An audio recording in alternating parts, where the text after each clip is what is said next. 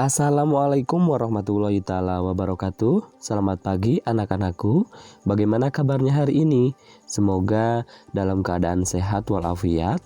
Alhamdulillah kita bisa bertemu kembali dalam mata pelajaran PPKN. Nah, pada hari ini kita akan belajar tentang dinamika perwujudan Pancasila sebagai dasar negara dalam pandangan hidup bangsa. Subbabnya yaitu bagian B, dinamika nilai-nilai Pancasila sesuai dengan perkembangan zaman. Nah, untuk memahami materi ini, tentunya kalian harus senantiasa menjaga semangat belajar dengan tekun, disiplin, serta mampu mengamalkan nilai-nilai Pancasila dalam kehidupan sehari-hari. Adapun pembahasannya, yang pertama yaitu tentang hakikat ideologi terbuka. Yang kedua yaitu kedudukan Pancasila sebagai ideologi terbuka. Nah, yang pertama yaitu hakikat ideologi terbuka. Terdapat beberapa pakar atau para ahli yang menyatakan tentang ideologi. Yang pertama yaitu menurut Soejono Puswowardoyo mengemukakan bahwa ideologi merupakan konsep pengetahuan dan nilai yang secara keseluruhan menjadi landasan bagi seseorang atau masyarakat untuk memahami jagat raya dan bumi seisinya serta menentukan sikap dasar untuk mengelolanya. Jadi dapat kita garis bawahi bahwasanya menurut Sujanto Puswowardoyo yaitu konsep pengetahuan dan nilai ini harus kita garis bawahi atau kita catat poin pentingnya. Nah, sedangkan yang kedua yaitu menurut Mubyarto mengemukakan bahwa ideologi adalah sejumlah doktrin, kepercayaan, dan simbol-simbol sekelompok masyarakat atau satu bangsa yang menjadi pegangan dan pedoman kerja atau perjuangan untuk mencapai tujuan masyarakat atau bangsa. Jadi menurut Mubyarto bahwasanya ideologi itu merupakan sejumlah doktrin, kepercayaan, dan simbol-simbol dari sekelompok masyarakat ya. Selanjutnya menurut Padmo Wahjono menyatakan bahwa ideologi merupakan kesatuan yang bulat dan utuh dari ide-ide dasar sebagai suatu kelanjutan atau konsekuensi logis dari pandangan hidup bangsa dan akan berupa seperangkat tata nilai yang dicita-citakan akan direalisasikan di dalam kehidupan kelompok. Nah, sedangkan menurut Frans Magnus Suseno menyatakan definisi ideologi itu terdapat dua pengertian. Yang pertama secara luas dan yang kedua adalah secara sempit.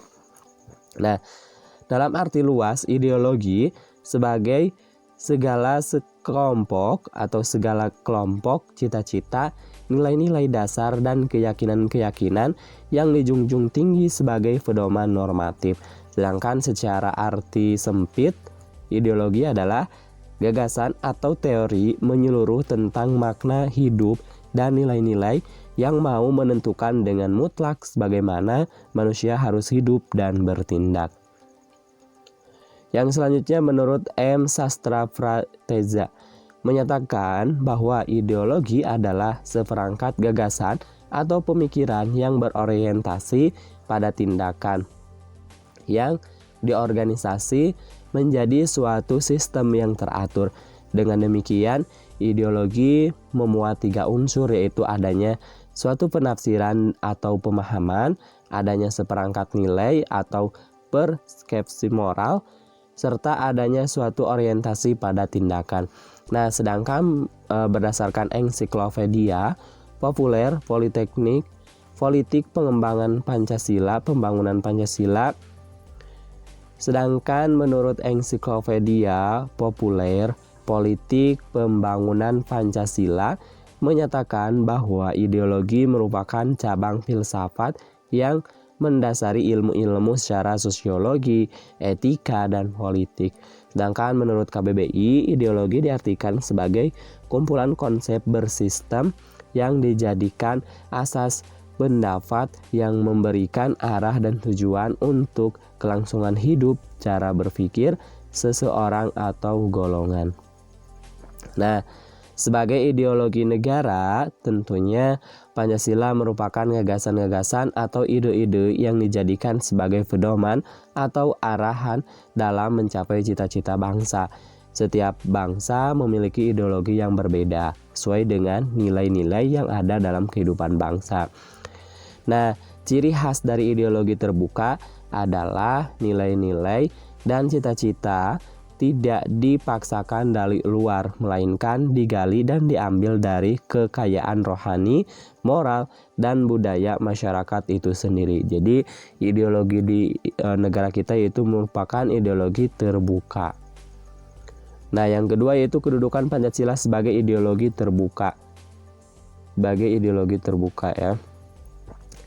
Nah, ideologi Pancasila bersifat aktual, dinamis, antisipatif, serta senantiasa mampu menyesuaikan diri dengan perkembangan zaman, ilmu pengetahuan teknologi, serta dinamika perkembangan aspirasi masyarakat. Nah, perlu kita ketahui ada beberapa perbedaan yang dimaksud dengan ideologi terbuka dan juga ideologi tertutup. Nah, kalau ideologi terbuka, yang pertama, nilai dan cita-citanya itu sudah hidup dalam masyarakat tersebut. Sedangkan ideologi tertutup, nilai dan cita-cita sekelompok orang yang mendasari niat dan tujuan kelompoknya. Jadi dapat kita bedakan ya. Yang kedua, hasil musyawarah dan konsensus rakyatnya, sedangkan ideologi tertutup itu harus ada yang dikorbankan demi ideologi sekelompok orang.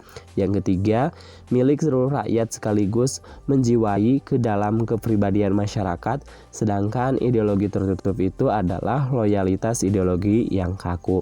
Yang keempat, ideologi terbuka itu isinya tidak oriental kecuali diwujudkan dalam konstitusi.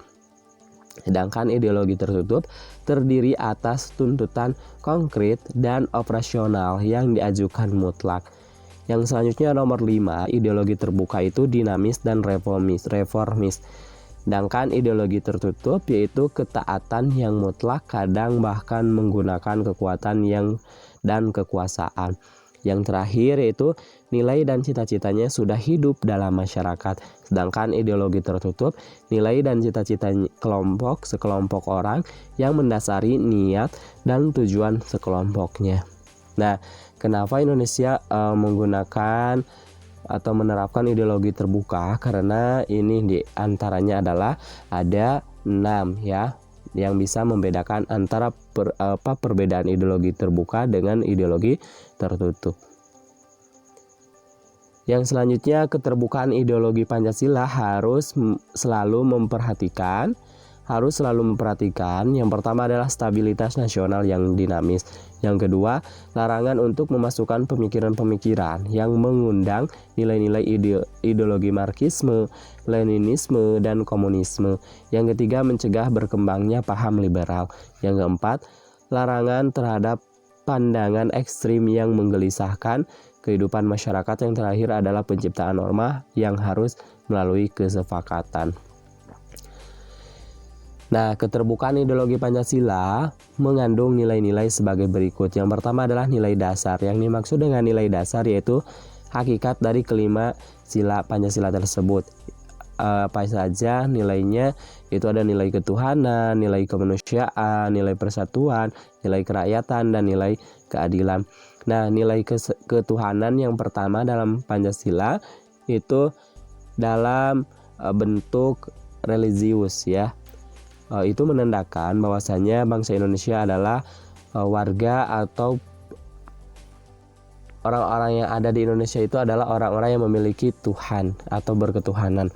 Nah, bangsa Indonesia sebagai bangsa yang religius atau bangsa yang beragama memiliki keyakinan dan kepercayaan terhadap adanya Tuhan yang Maha Esa.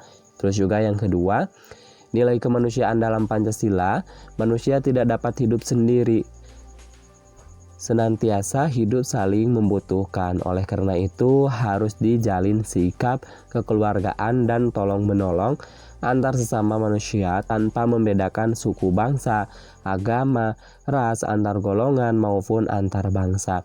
Terus yang ketiga, nilai persatuan dalam Pancasila itu salah satu wujudnya atau salah satu pengaplikasian dalam kehidupan sehari-harinya itu adalah setiap warga negara dituntut untuk mentaati peraturan itu sebagai wujud rasa cinta tanah air, mengutamakan kepentingan bangsa dan negara di atas kepentingan pribadi dan golongannya.